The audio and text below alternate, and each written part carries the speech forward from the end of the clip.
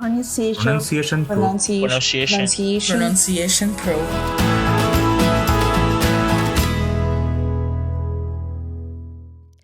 Hello again. Welcome to the Pronunciation Pro podcast. My name is Annie Rudin, and I am the lead here at pronunciationpro.com. It's an online training program for non-native English speakers who are kind of at the intermediate to advanced level in their spoken English.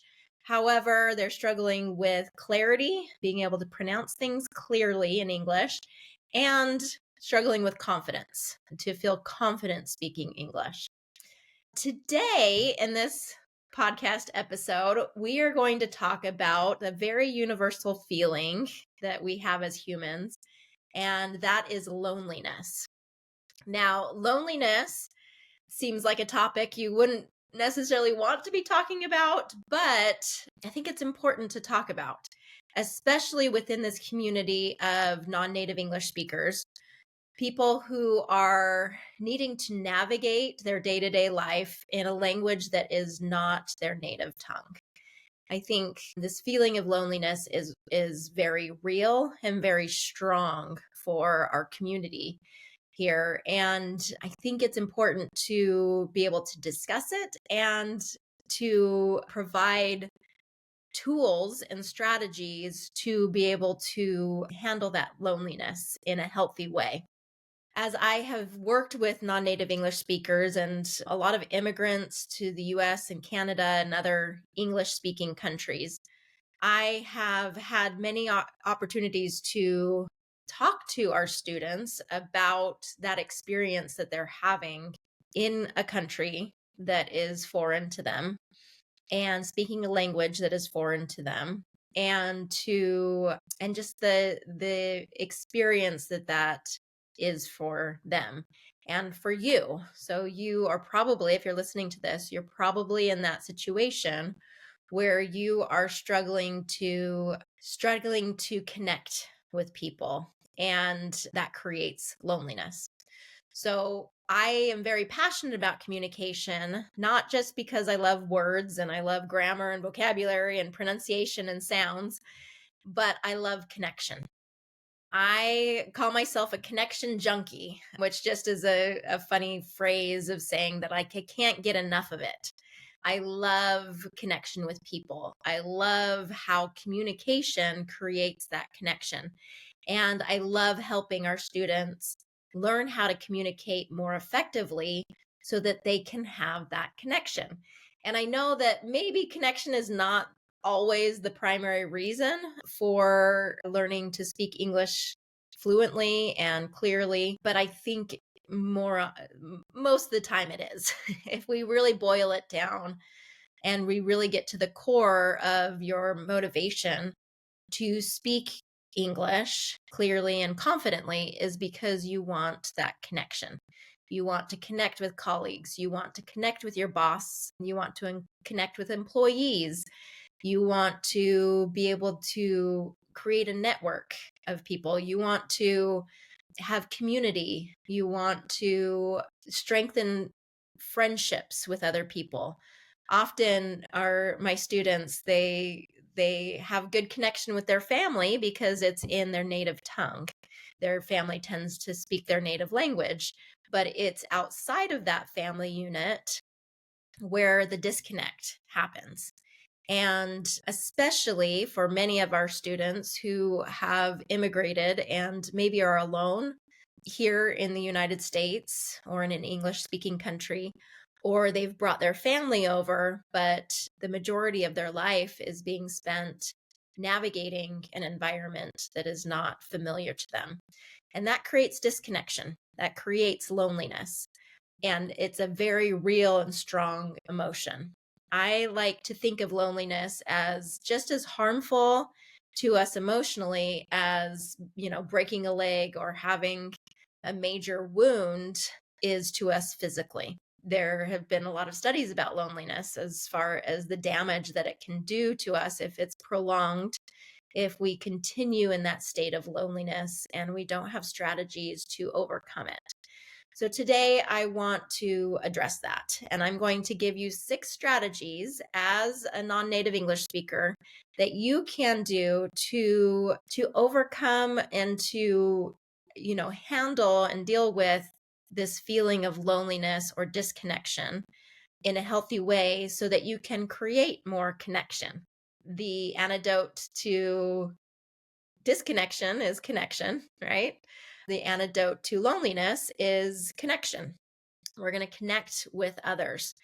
And there are ways that we can do that more effectively. So, the reason that I'm coming at this, topic here today is I had started, well, it was interesting because, if I can get personal here, I had started my day feeling very lonely. I am a single mom of 5 kids, and mornings are hard for me. It's hard for me to kind of get up and get going and to be in my own head and to kind of have my own thoughts swirling. I have strategies to kind of help this as I have, been single for now 4 years. I have developed strategies to kind of help myself navigate the loneliness and connect with other people. But this morning I was experiencing that, and it's been kind of the last few days I've felt a little bit more disconnected. And so I woke up this morning and I have this study group that I host every Tuesday within our Pronunciation Pro group where I come and give feedback on pronunciation, on fluency. We really work with each of our students to provide that feedback. Well, I attended today and it was so interesting because I started the meeting and all of a sudden there were 6 of us initially, and everyone turned on their videos. Everyone was very engaged. And there was just like this immediate connection, and that everyone was there to connect. And so I got talking to them about, how's the new year going? How are we feeling about, it all? And we just started a conversation among us. And one of our students, she just started, and I was talking about how great it is to connect in that way and how much I needed it. And it sounded like that was a universal thing within the group, is that everyone really needed that connection today. And so one of our students, she started talking about how she lives in Canada. It's winter time there, and she is feeling more and more disconnected or isolated just because it's cold and she's home and she's not around other people as much. And she got a little emotional as she was talking about it. And it was interesting because because of that, it connected us really instantly. And, I'll talk a little bit more as we go along. But one of our students said, yeah, disconnection, he has felt more disconnection since COVID. And because of COVID, he was saying that a lot of us work more remotely and a lot of us have busy lives. So even if you're saying, hey, how are you? And someone asks, how you're doing, they're not really waiting for a response or looking to really hear you. They're just kind of saying it as they're busily going about their day. And so it's creating more of a feeling of isolation. And so, we do need more of that connection. And I felt it this morning in that group. And so here were some of the things that we talked about and some of the strategies that have worked for our students and some of the strategies that we kind of went through. And I just want to emphasize today in this meeting, we are not meant to be alone. And some enjoy it more than others. But, if you watch, there's a show on TV called Alone, and it's fascinating because you see that how quickly people kind of lose it mentally when they're completely alone. And that mentally, emotionally, it is not good and healthy for us. Okay, so we are not meant to be alone. And so let's talk about ways that we can create greater connection with others around us, especially as non-native English speakers. All right, number one, we're going to go through 6 of them. So, number one, take the lead. Okay, it is very common for my students to not feel understood, not feel seen, not feel a sense of belonging. And my very first advice is take the lead. We sit back in a passenger's, a lot of time we kind of sit back and say, okay, I'm feeling this way, but expecting others to solve that problem for you. If only someone would speak to me or reach out for connection. And we do have to take responsibility for ourselves. I was reading something on Instagram the other day from a woman that has large following, and she polled her audience. She had a questionnaire that said, when it comes to friendship, do you usually feel like an insider or an outsider? Okay, when it comes to friendship, do you feel like an insider or an outsider?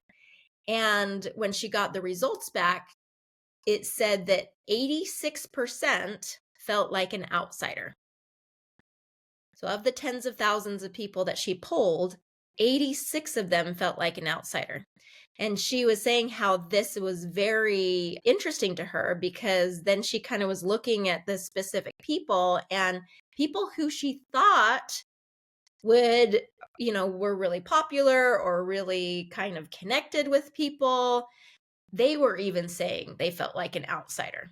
And so, what that kind of taught her and can teach us is that we think we are the only one that is feeling on the outside, when really 86% probably of those people around us are also feeling like an outsider in some way.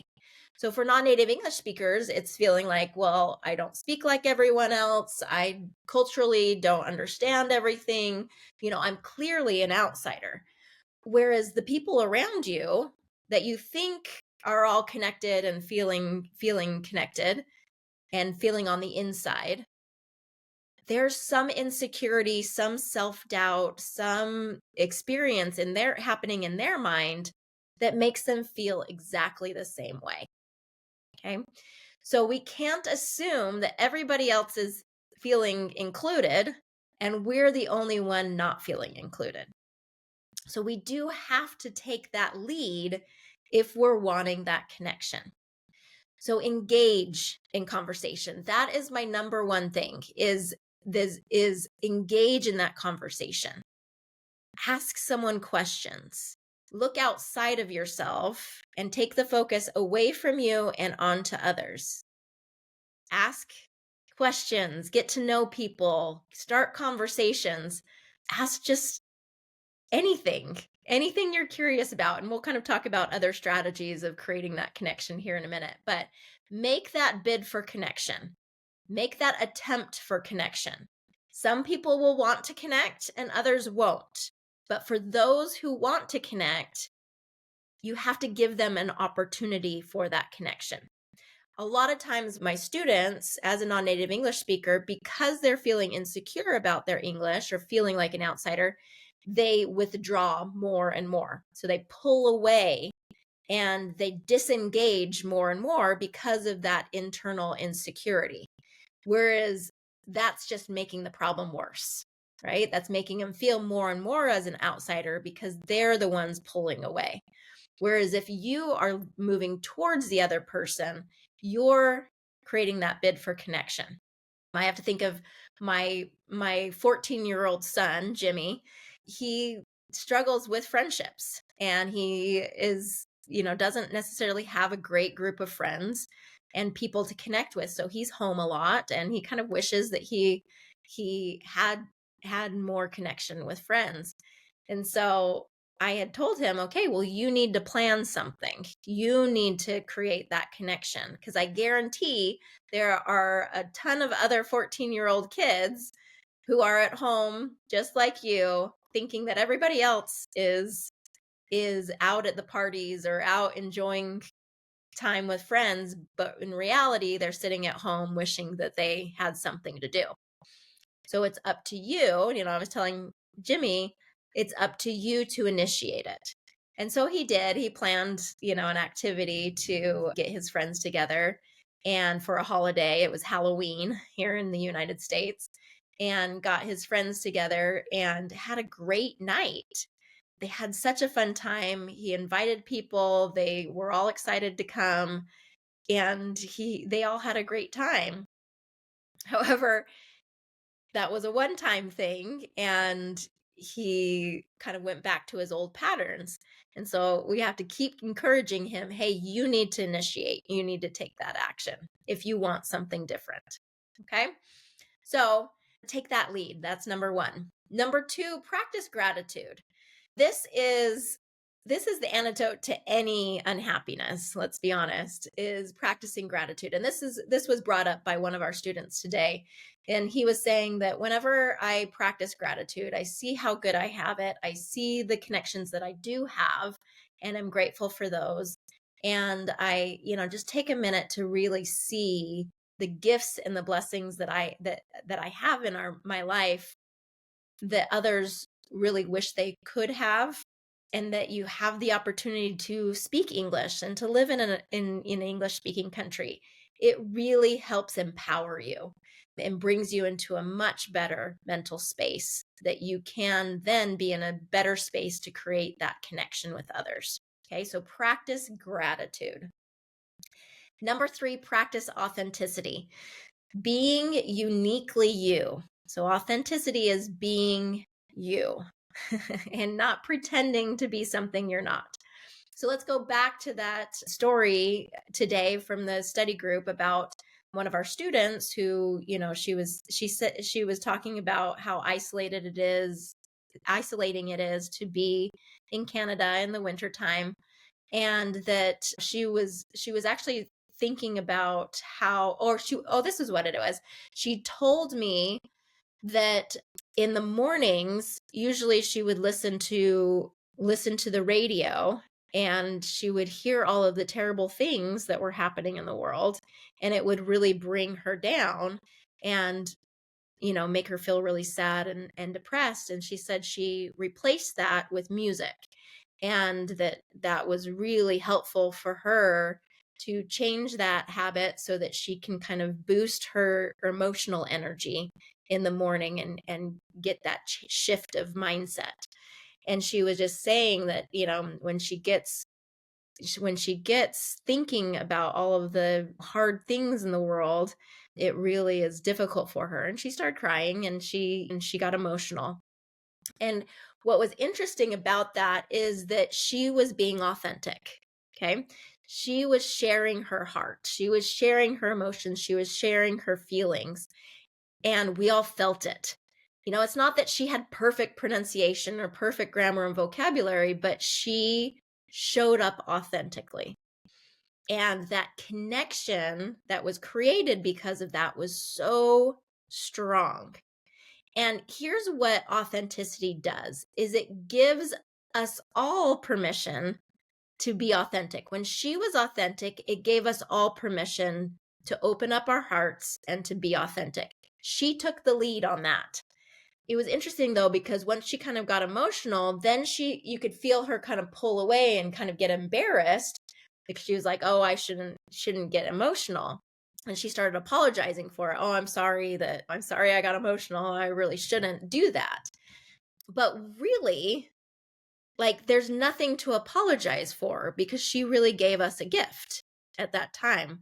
She gave us a gift of authenticity. So we love seeing authenticity in other people, but we struggle to have it ourselves because it is very vulnerable.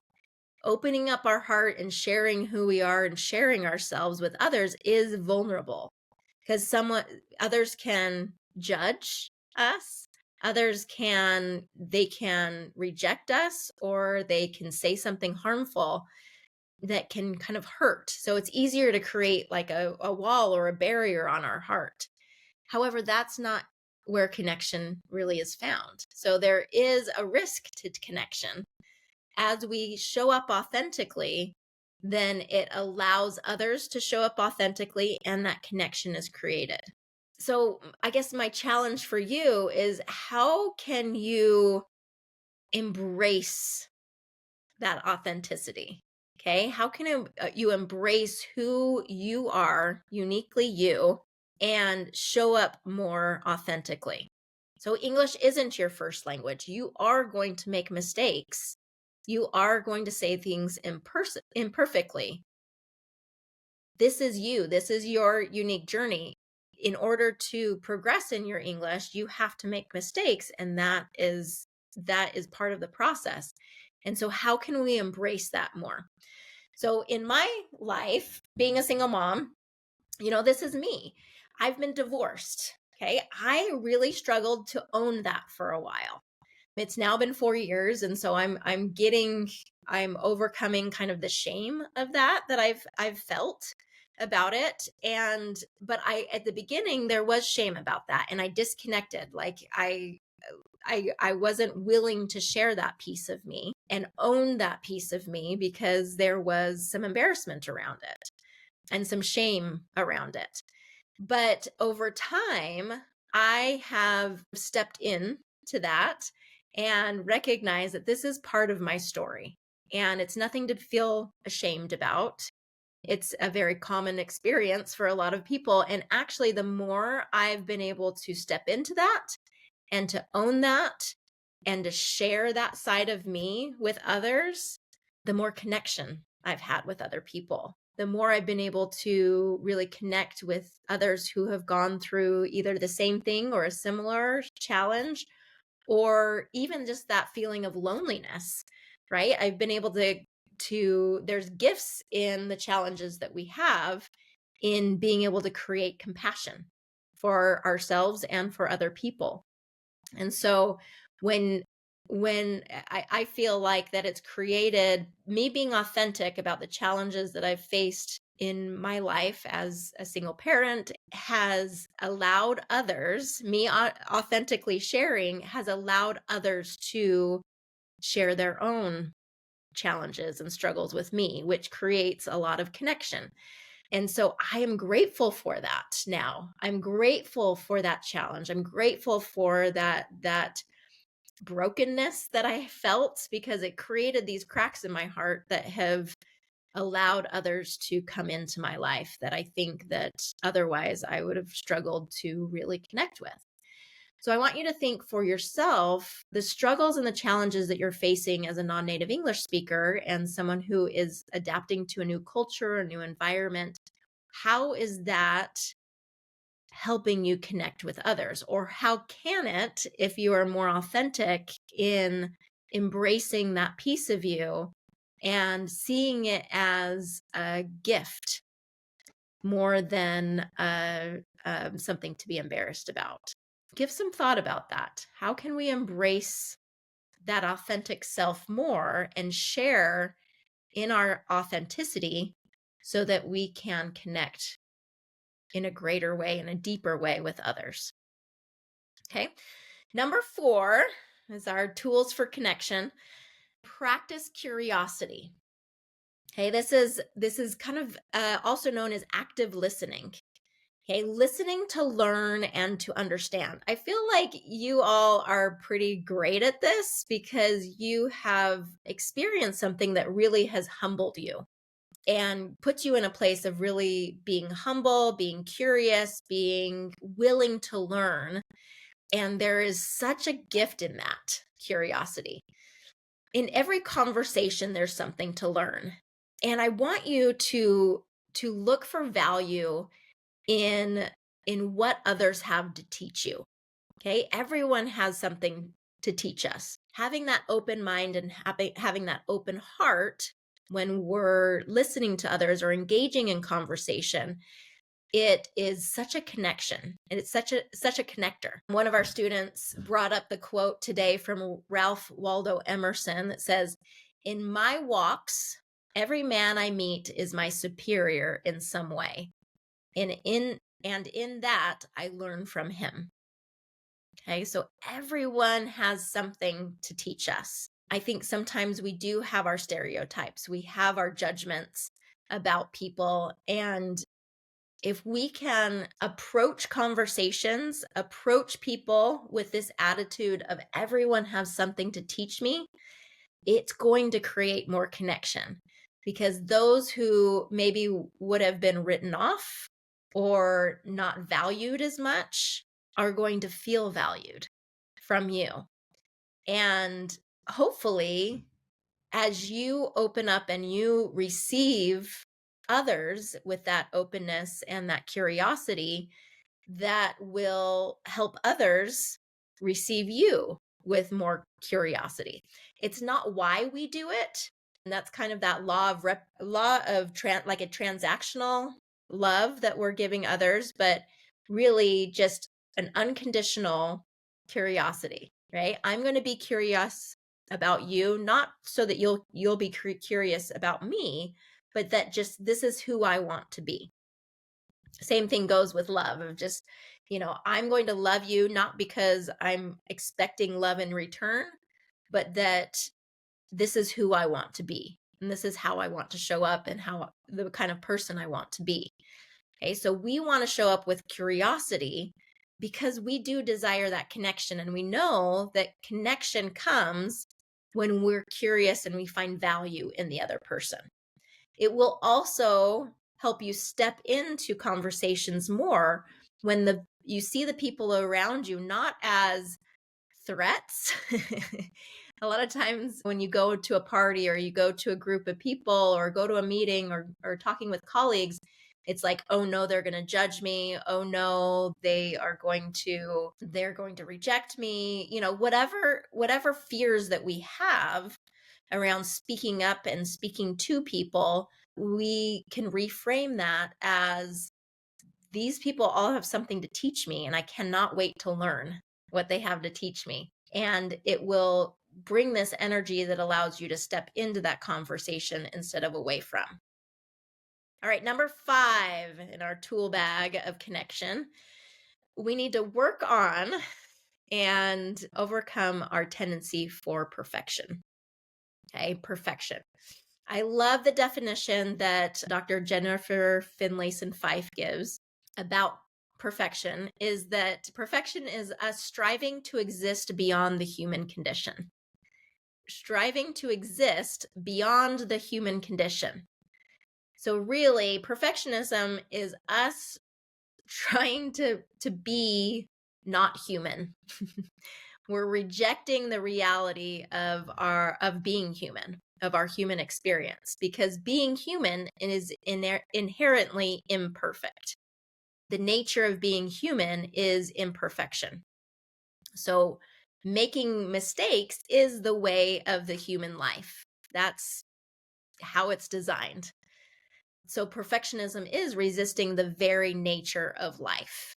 So when we look at that and we recognize that, like, our striving for perfection may come from us not feeling that inherent value, or feeling like that we don't belong, or we being judged, and if we were only perfect, then it would solve all of that for us. Instead, we need to recognize we have an inherent value, divine value in and of itself, just for nature of being human. And to overcome that perfectionism, we need to practice compassion for ourselves and for others. Okay? Compassion for your flaws and compassion for other people's flaws. Okay? We can strive for growth without this unrealistic demand for flawlessness. Okay? Grow because it's a great adventure to grow. And that's who we are as humans, is we have this innate desire for growth. That's why we grow. That's why we improve, not because we're reaching for this unattainable perfection. And let's be honest, perfection does not create connection. Okay, we are imperfect, and that's the plan, and nothing has gone wrong here.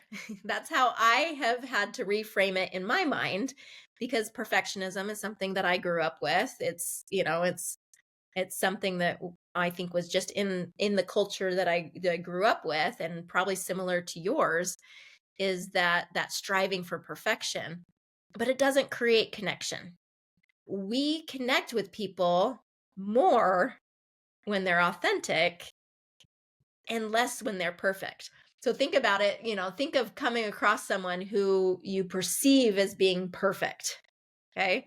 Are you going to be more nervous to go up to them? Are you going to be more hesitant to engage in a conversation if you see that they're just so perfect? And you have that view of them as being perfect? No, that's going to be intimidating. Whereas when you see somebody show up authentically and you see that they are imperfect, but they're embracing it and that they're okay with it, they have peace with that imperfection and they have compassion for themselves and they show that compassion for other people, you are way more likely to connect with those people. You're going to feel way more comfortable connecting with them. So wouldn't you want that feeling for others towards yourself? Did that make sense? Wouldn't you want to be less perfect and more authentic so that others feel more comfortable coming to you and connecting with you? Because if connection is the key, yeah, perfection can be the key, can be the goal. If that's the goal, great, but to what end? Like, what will that create in your life? Will it create more connection or less connection? Whereas embracing that imperfection and being at peace with it and being able to show up authentically as your imperfect self and allowing others to show up that way too creates so much more connection. Okay, just think about that a little bit as we deconstruct that perfection mentality. All right, number 6, we're going to end on this one.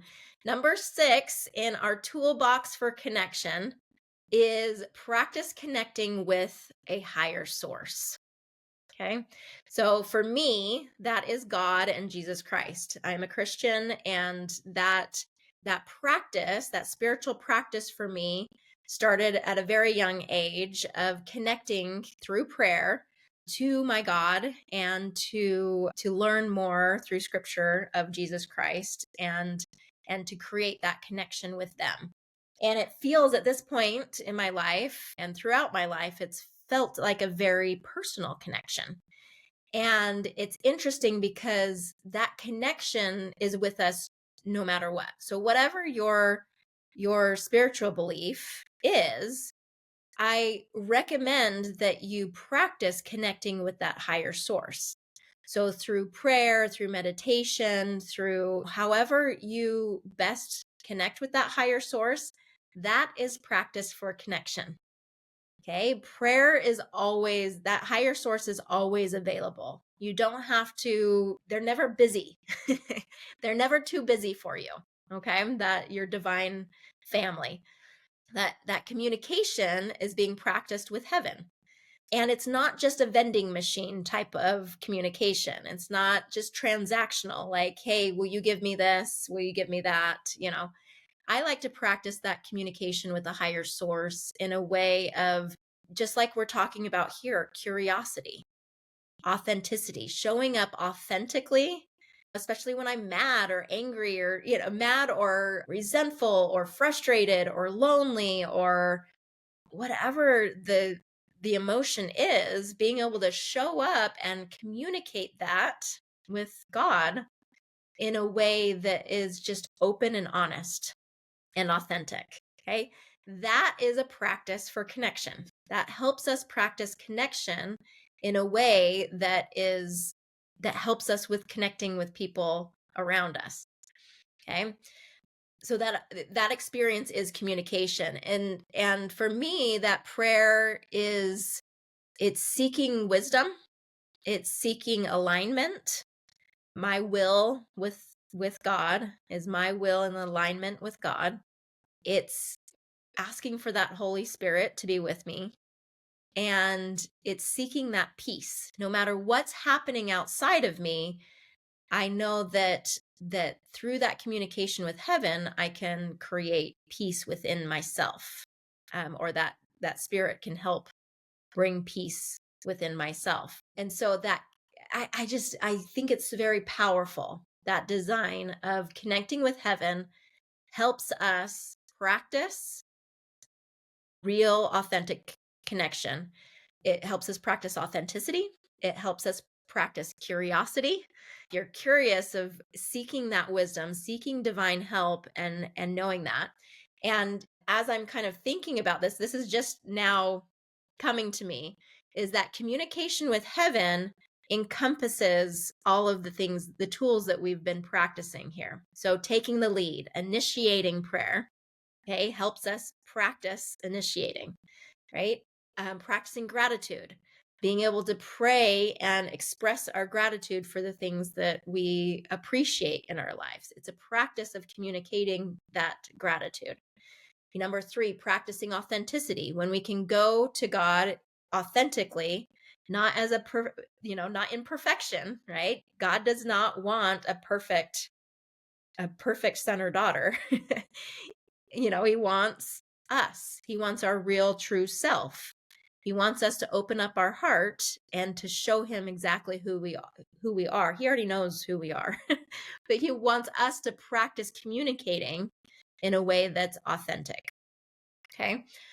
He wants us to practice curiosity. So that communication with heaven, we're practicing curiosity and seeking wisdom and seeking truth and seeking knowledge from that divine source.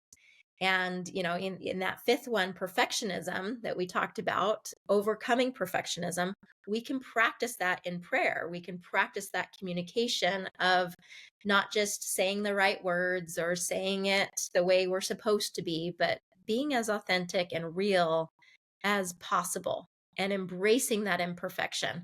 We're on this earth that is imperfect, and we are humans. The human condition is imperfect. And so when we can address God in our imperfection and not feel like we have to be perfect before we address God, there is a connection there with heaven that can't be there otherwise. Okay? All right. We are not meant to be alone. We are not meant to be alone. We are meant to connect with others, and that is a skill that we can develop. Connection is accomplished through communication. It's a wonderful challenge that we have to improve our skills of connection and our skills of communication. And I encourage you to seek to improve that skill. Seek to practice that skill. And the more you practice, the more connection you will experience, the less loneliness you will feel, and the more joy you'll have in your life. Okay, I'm so grateful for this and grateful that we could have this conversation today. And grateful for the things that has taught me, as again, like I was saying, I woke up this morning feeling very disconnected. And through my experience with connecting with my students at Pronunciation Pro and having this very enriching conversation and learning from my students, I have really felt that connection, and that loneliness has dissipated. And I'm feeling now very connected to you as you're listening to this.